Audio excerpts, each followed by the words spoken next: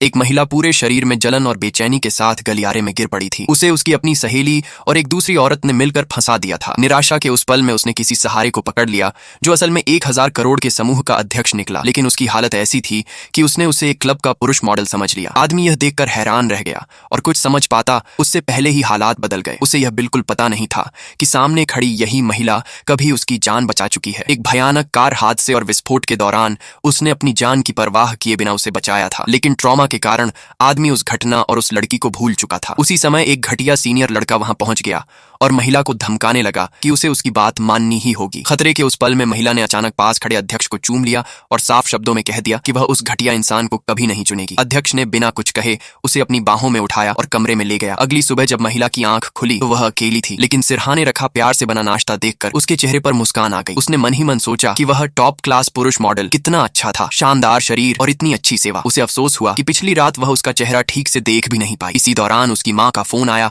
और उसे पता चला कि उसके पिता उस दूसरी औरत के लिए उससे तलाक लेने वाले हैं। यह सुनते ही उसकी आंखों में ठंडापन आ गया और उसने तुरंत बदला लेने का फैसला कर लिया। उसने ठान लिया कि वह अपनी खूबसूरती का इस्तेमाल करके चेन ग्रुप के अध्यक्ष को अपने पक्ष में कर लेगी, क्योंकि उसे पता था कि अपने पिता का सामना करने के लिए उसे एक मजबूत सहारे की जरूरत है। वह सीधे कंपनी के रिसेप्शन पर पहुंची और सबके सामने अपने पिता की उस दूसरी औरत को बुलाने लगी। उसके इस तेवर से पूरी कंपनी में हलचल मच गई। तभी चेन ग्रुप का अध्यक्ष वहां आया और उसे देखते ही महिला के चेहरे पर खुशी आ गई, क्योंकि वह वही आदमी था जिसे वह पिछली रात टॉप मॉडल समझ बैठी थी। उसका चेहरा और व्यक्तित्व हर मायने में परफेक्ट था और महिला इस बात से बेहद संतुष्ट थी। वहीं दूसरी ओर आदमी को भी उसके बारे में कुछ धुंधली यादें आने लगी थीं। उस दूसरी औरत ने तुरंत चेतावनी दी कि वह चेन साहब से दूर रहे, लेकिन महिला ने आत्मविश्वास से जवाब दिया कि वह उसी के लिए यहाँ आई है। फिर उसने बहाना बनाकर उस औरत को अपने साथ ऊपर चलने पर मजबूर कर